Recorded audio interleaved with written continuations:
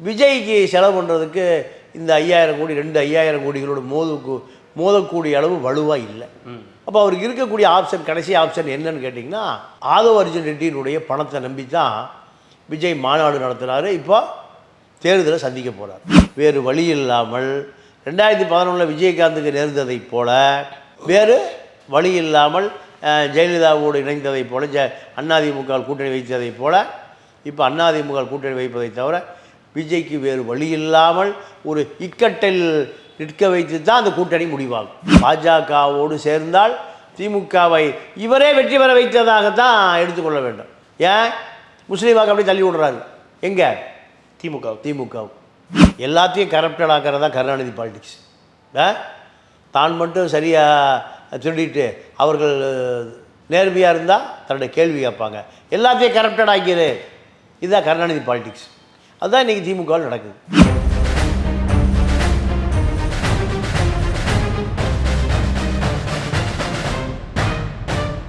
ரெட்ரோலுக்ஸ் நெஞ்சங்களுக்கு வணக்கம். நான் உங்கள் கார்த்திக். இன்றைய பொலிட்டிக்கல் பல்ஸ் நிகழ்ச்சியில் நம்முடைய இணைந்திருப்பவர் மூத்த பத்திரிகையாளர் திரு தமிழா பாண்டியன் அவர்கள். வணக்கம் சார். வணக்கம். எப்படி இருக்கீங்க? நல்லா இருக்கேன்.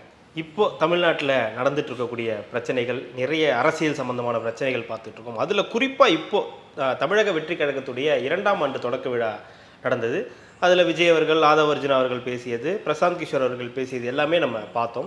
அதில் குறிப்பாக ஆதவ் அர்ஜுனா சொன்னது, வெறும் 40-45 இடங்களுக்காக நாங்கள் கட்சி தொடங்கலை, அதற்காக எங்கள் தலைவர் தான் சிஎம் ஆக்கிறதுக்காக நாங்கள் கட்சி தொடங்கியிருக்கோம் அப்படின்ட்டுருக்காரு, கட்சி தொடங்கியிருக்காங்க அப்படின்ட்டுருக்காரு. இப்போது இன்றைக்கி பிரசாந்த் கிஷோர் அவர்கள் சொல்லும்போது, தாவேக்கா தனியாக தான் நிற்க போகுது, அதிமுக கூட கூட்டணி இல்லை அப்படின்ற ஒரு விஷயம் சொல்லியிருக்காரு. அதுதான் அவங்களோட வியூகமாக இருக்குது அப்படின்ட்டுருக்காரு. நம்ம ஏற்கனவே நிறைய பேசியிருக்கோம், அதிமுக தாவேக்கா கூட்டணி வைக்கிறதுக்கான வாய்ப்புகள்லாம் இருக்குது அப்படிங்கும்போது, அப்போ பிரசாந்த் கிஷோர் இப்படி சொல்கிறதுக்கான காரணம் என்ன? அப்போ தனியாக தான் அவங்க போக போகிறாங்களா அப்படின்னு நிறைய கேள்வி இருக்குது. நீங்கள் எப்படி பார்க்குறீங்க? இல்லை, பிரசாந்த் கிஷோரும் ஆதவ் அர்ஜுன் 2 பேருமே திட்டமிட்டு தமிழக வெற்றி கழகத்தை வழிநடத்துகிறார்கள். இந்த வழிநடத்தல் எங்கே போய் முடியும்னா, தேர்தல் அறிவிக்கப்பட்ட பிறகு, நீங்கள் அக்டோபர் மாதம் விஜய்க்கு இருக்கக்கூடிய அனைத்து கூட்டணி கட்சிகளுக்கான ஆப்ஷன்கள் அத்தனையும் அடைக்கப்பட்டு விடும். விஜயோட யாரும் கூட்டணி சேர மாட்டான், எந்த கட்சியும் சேராது. ஏன்னா திமுக ஒரு வலுவான கூட்டணி வச்சுருக்கு, அதிமுக ஒரு வலுவான கூட்டணி வச்சுருக்கு. இந்த 2 கூட்டணிகள் இருந்தும் யாருமே விஜயை நம்பி வர தயாராக இல்லை. அதிமுக வலுவான கூட்டணி உருவாக்கிறோம். இப்போ இருக்கிற கூட்டணியோட கூட்டணி இன்னும் வலுவாக மாறிடும். பாமக உள்ள வந்துடும். ஆமாம். திமுக கூட்டணி இப்போ வலுவாக இருக்குது. அப்போது விஜயோடு எந்த கட்சியும் கூட்டணி சேராது. நீங்கள் 2 கட்சிகளுமே தொகுதிக்கு குறைந்தபட்சம் ஒரு 50 கோடி ரூபா செலவு பண்ணுவான். 234 × 50 எவ்வளோ ஆச்சுன்னு கேட்டிங்கன்னா, ஏறக்குறைய ஒரு 5000 முதல் 10,000 கோடி ரூபா செலவு பண்ணுறதுக்கு தயாராக இருக்காங்க. அவருக்கு அது ஒரு பெரிய பொருட்டே அல்ல. ஆனால் விஜய்க்கு செலவு பண்ணுறதுக்கு இந்த 5000 கோடி 5000 கோடிகளோட மோதக்கூடிய அளவு வலுவாக இல்லை. அப்போ அவருக்கு இருக்கக்கூடிய ஆப்ஷன், கடைசி ஆப்ஷன் என்னன்னு கேட்டிங்கன்னா, ஆதவ் அர்ஜுன் ரெட்டியினுடைய பணத்தை நம்பி தான் விஜய் மாநாடு நடத்துகிறாரு. இப்போ தேர்தலை சந்திக்க போகிறார். இந்த ஒரு 2000 கோடி செலவு பண்ணுறாங்க ஆதவ் அர்ஜுனானா, ஆதவ் அர்ஜுனா எதையும் திட்டமிட்டு தான் செலவு பண்ணுவார். இதனால் என்ன லாபம்? இந்த லாபத்தை திருப்பி எடுக்க முடியுமா? இப்படி லாப நட்ட கணக்கு போடுகிற பொழுது விஜய்க்கு ஆதரவு தெரிவிப்பதன் மூலம் பலன் பூஜ்ஜியம்தான். அப்போது கடைசி நேரத்தில் விஜய்க்கு இருக்கிற ஆப்ஷன் ஏடிஎம்கேவோடு கூட்டணி வைப்பதை தவிர வேறு வழியே இல்லை. பிரசாந்த் கிஷோரும் ஆதவ் அர்ஜுன் ரெட்டி 2 பேருமே, உங்களுக்கு திமுகவை ஒழிக்க வேண்டிய தேவை இருந்தால், திமுக வரக்கூடாது என்று ஆசை இருந்தால், திட்டம் இருந்தால், நீங்கள் அதிமுகவோடு சேருவது தான் ஒரே வழி. முதல்ல திமுகவை ஒழிப்போம், திமுகவை ஒழித்து அடுத்த 5 ஆண்டில் அதிமுகவை எதிர்ப்போம், நம்ம ஆட்சிக்கு வந்துடலாம். இந்த பிளானை எப்போ கொடுப்பாங்கன்னா, அக்டோபர் மாதம் கொடுப்பாங்க. யாருக்கு? விஜய்க்கு. விஜய்க்கு ஃபைனான்ஸ் யாருன்னு கேட்டிங்கன்னா ஆதவ் அர்ஜுனா தான். ஃபைனான்ஸ் செஞ்சு நீங்கள் 234 தொகுதியிலையும் குறைஞ்ச ஒரு 2000 கோடி ரூபா செலவு பண்ண வைப்பேன். அதற்கான வியூகத்தை பிரசாந்த் கிஷோர் கொடுப்பார். இப்படி தான் அவங்க கட்சிக்குள்ளே உள்ளே வந்திருக்காரு. யார்? ஆதவ். அப்போது இப்போ செலவு பண்ணுறதுனால ஆட்சிக்கு வர முடியாது. அடுத்த 5 வருஷம் வரைக்கும் ஆதவ அர்ஜுனா காத்திருக்க மாட்டார். உடனே ஆட்சிக்கு வரணும். 2026 ஆட்சிக்கு வரணும். இல்லைன்னா ஆட்சிக்கு வருபவர்களோடு கூட்டணி வைத்துக் கொள்ள வேண்டும். அதிகாரத்தை பங்கு போடலாம்.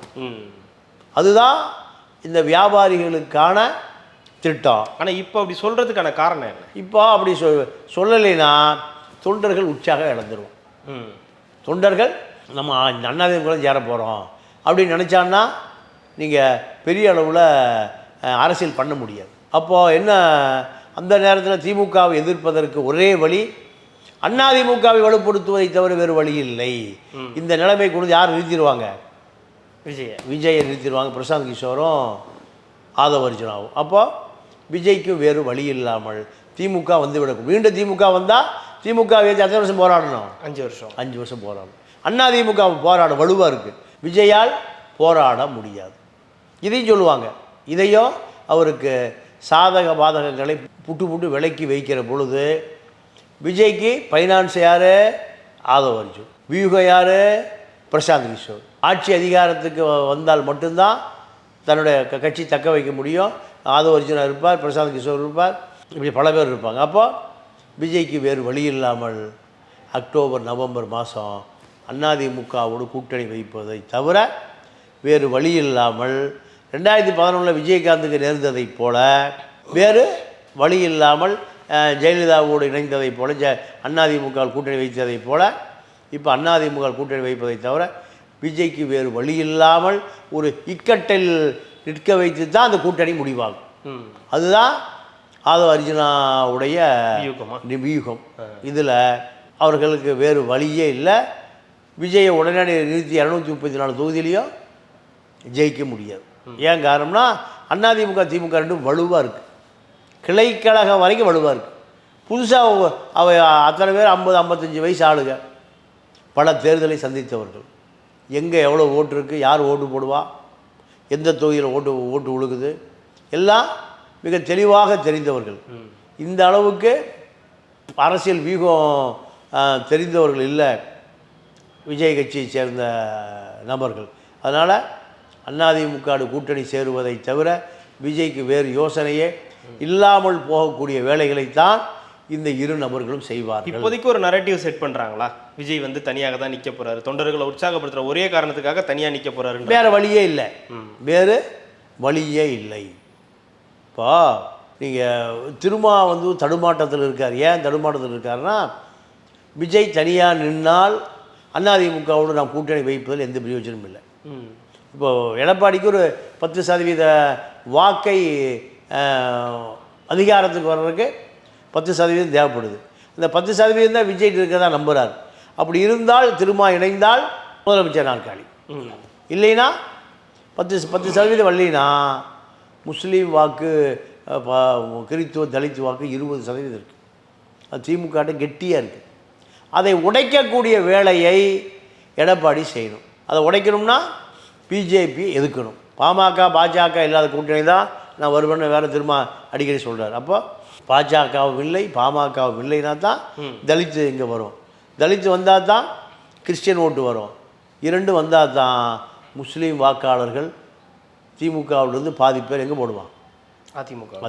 இதுதான் இந்த அதிமுக பாஜக கூட்டணி முயற்சி அப்படின்றது இல்லை. அது எடப்பாடி எந்த காலத்துலேயும் தற்கொலையே செய்ய மாட்டார். பாஜகவோடு சேருவது நெருக்கடிகள் அதிகமாக இருக்கு இல்லையா? இல்லை, அதை நெருக்கடி கொடுத்தாலும் பாஜகவோடு சேர்ந்தால் திமுகவை இவரே வெற்றி பெற வைத்ததாகத்தான் எடுத்துக்கொள்ள வேண்டும். ஏன் முஸ்லீம் வாக்கு அப்படி தள்ளி விடுறாரு?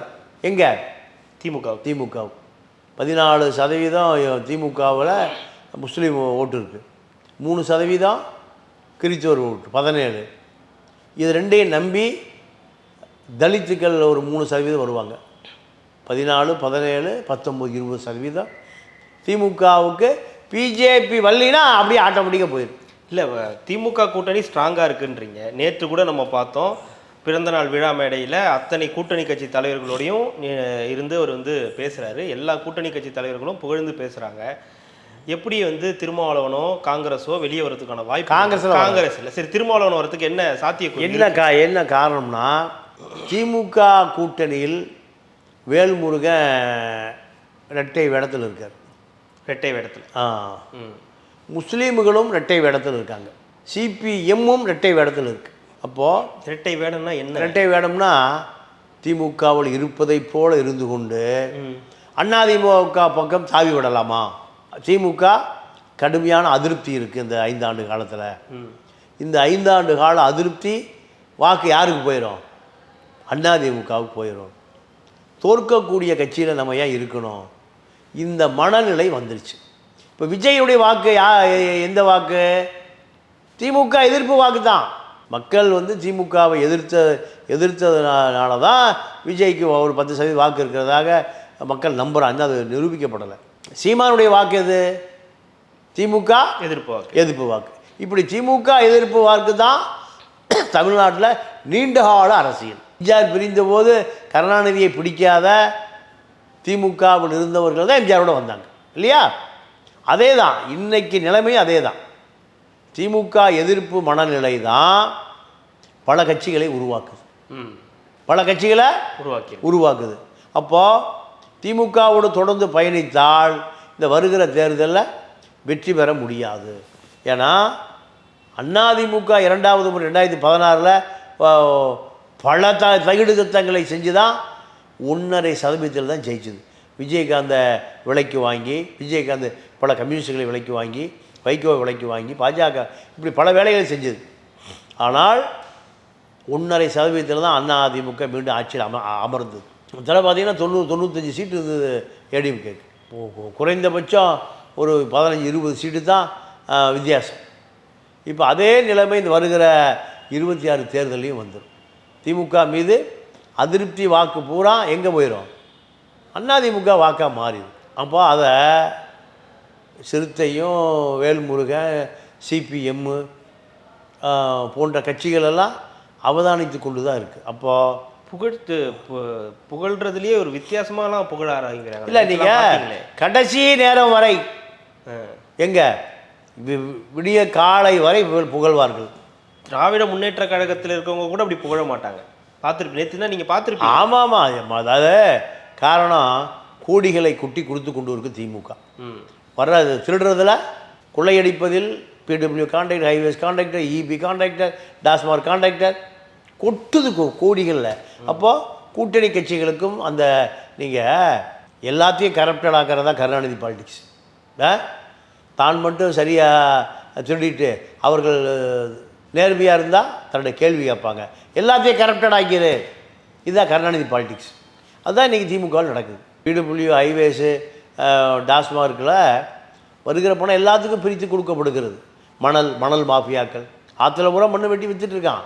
அப்போது அதனால் இவர்கள் புகழ்வதை வாங்குகிற காசுக்கு வானலாவிய புகழ்கிறதான் திராவிட இயக்கத்தினுடைய அரசியல்.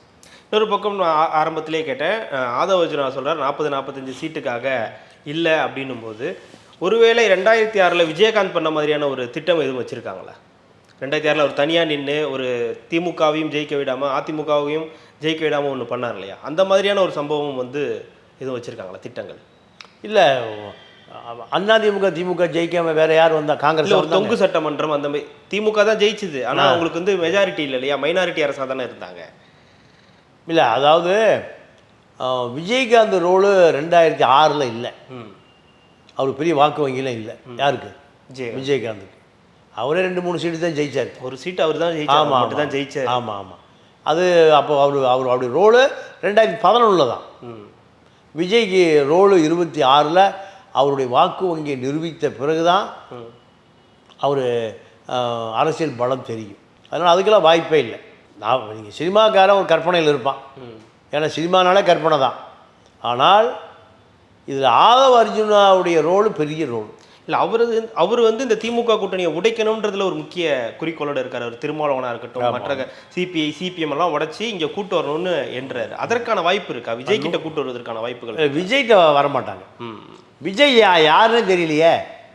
எத்தனை சதவீத வாக்கு இருக்குது, எத்தனை எம்எல்ஏ ஜெயிப்பாங்க, ஒன்றுமே தெரியாமல் எப்படி விஜய்ட்டு வருவாங்க? இப்போ அவருடைய எண்ணம் வந்து அதிமுகவை கொண்டு வர்றது தான். ஆட்சி திமுகவை வீழ்த்தி அதிமுகவை அதிகாரத்துக்கு கொண்டு வரணும், அதுதான் நோக்கம். பேசுகிற நீங்கள் சீட்டு அதிகப்படுத்துவதற்கான பேரம் நடக்குது. ஆனால் விஜய் நேரடியாக ஆட்சிக்கெல்லாம் வரவே முடியாது. அது விஜய்க்கே தெரியும். விஜய்க்கு தெரியும், புஷி ஆனந்துக்கு தெரியும், ஜான ஆரோக்கிய சங்கம் எல்லாத்துக்குமே தெரியும். பேசுகிற வரை சீட்டை பேரம் அதிகப்படுத்துவதற்கான அரசியல் தான் நடக்குது. இப்போ அடுத்து எப்படியாவது செலவு பண்ண காசுக்கு லாட்டரியை கொண்டு வந்துடணும். யாருக்கு? அதோ ஒரிஜினாவுக்கு. அப்போ விஜயை எப்போ கொண்டு வருது? 26, 31, 36, 41 அப்படிலாம் இல்லை. 26 அதிகாரம் தனக்கிட்ட வந்துடணும். எடப்பாடி வந்தா என்ன, விஜய் வந்தா என்ன, தன்னிடம் அதிகாரம் வந்து விடுன்னு தான் நினைக்கிறார். யார்? அது அப்போ அதுக்கான சூழல் வந்து நேரடியாக நின்று விஜய் ஜெயிக்க முடியாது. எடுத்தோடனே 120 சீட் ஜெயிக்க முடியாது. ஆனால் இப்போது இன்னொரு பிரச்சனை பாஜக இங்கே இருக்குது. பாஜகவும் அதிமுகவோட கூட்டணிக்கு முயற்சி பண்ணிக்கிட்டே இருக்காங்க. எடப்பாடியும் அதற்கு ஒத்துக்க மாட்டேங்கிறாருன்னா அப்போ அதிமுக, தாவேகா இவங்கெல்லாம் அவர் கூட்டணி நிற்கிறாங்கன்னா அது பாஜக எப்படி பார்த்துக்கிட்டு இருக்கும்? இல்லை, பாஜக வந்து டெல்லி அரசியலோடு சரி, தமிழ்நாடு அரசியலை பாஜக அமித்ஷா பார்க்க மாட்டாரா? இல்லை, அமித்ஷா, மோடி, நட்டா, ராஜ்நாத் சிங் யார் பார்த்தாலும் எடப்பாடி முதலமைச்சர் நாற்காலியில் உட்காருவதற்கு பிஜேபி வாக்கோ பிஜேபி வியூகமோ பலனளிக்காது. பிஜேபி எதிர்த்தா தான் முஸ்லீம் ஓட்டு போடுவாங்க. தலித்துகள், கிறித்துவர்கள் வெற்றி தோல்வி தீர்மானிக்கக்கூடிய வாக்கு. ஏன் பிஜேபி விட்டு வெளியே வந்தார்? என்ன காரணம்? சிறுபான்மை வாக்கு தன்னை விட்டு போயிடுச்சு. அதான் திமுக ஜெயிச்சுது. அந்த வாக்கு வங்கியை நம்ம தக்க வைக்கணும். அதுக்கு தான் எடப்பாடி பிஜேபி விட்டு வெளியே வரார். வேறு எந்த காரணமும் இல்லை. எந்த ஒரு ஓட்டு கூட சிந்தாமல் சிதறாமல் அப்படியே திமுக பெட்டிகள் விழுந்துருது. யார் ஓட்டு? சிறுபான்மை மக்களுடைய ஓட்டு. ஒரு ஓட்டு கூட எடப்பாடிக்கு வர்றதில்லை. திமுகவுடைய பலமே நம்ம பிஜேபியோடு சேர்ந்ததுனால தான். அதனால் பிஜேபியிலிருந்து வெளியே வருவது தான் 26 சட்டமன்ற தேர்தலை நமக்கு சாதகமாக திருப்புவதற்கு ஒரே வழி. அது எடப்பாடி மட்டும் நினைக்கிறாரு. இல்லை, எடப்பாடி தான் அங்கே தலைவர். எடப்பாடி, வேலுமணி, தங்கமணி, வீரமணி இவங்க என்ன நினைக்கிறாங்க? இவங்க இவர்களுக்கு சொத்தை காப்பாற்றிக்கணும், அவ்வளோதான். அதை தாண்டி இவர்களெல்லாம் எந்த அரசியலும் இல்லை. ஆனால் கட்சியை காப்பாற்றணும், சொத்தை காப்பாற்றணும், ஆட்சிக்கு வரணும், இப்படி பல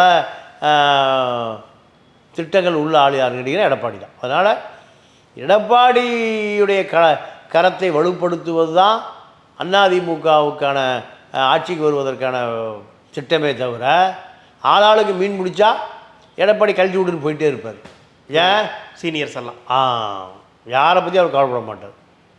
ஏன்னா ரெட்டையிலே தான் அங்கே சீனியர் தலைவர். ரெட்டையிலை பார்த்தா தான் ஓட்டு போடுவான். சீனியர் தலைவர்களுக்கும் ஓட்டு போடுவான். செங்கோட்டையனுக்கும் சிவி சண்முகத்துக்கும் விஜய் பாஸ்கருக்கும் ஓட்டு போடுறான். இல்லை, விஜய் பாஸ்கர் அதை ஓபிஎஸ்ஸே ரெட்டையிலை இல்லாமல் ஜெயிக்க முடியலையே. சொந்த தொகுதி இல்லாமல் ராமநாதத்துக்கு போய் பலாப்பழத்தை ஓட்டுறாரா? அப்போது இவர்களுடைய முகவரியே எது? ரெட்டையில தான். ரெட்டையில போய் எடப்பாடிட்டு இருக்கு. அதனால் அதுக்கெல்லாம் வாய்ப்பே இல்லை. கண்டிப்பாக சார், தொடர்ந்து பேசலாம். மிக்க மகிழ்ச்சி. நேரம் உங்களுடைய நேரத்தை ஒதுக்கி எங்களுக்காக பல்வேறு தகவல்களை பகிர்ந்தமைக்கு ரெட்டலோக்கின் சார்பாக மிக்க நன்றி. நன்றி, வணக்கம்.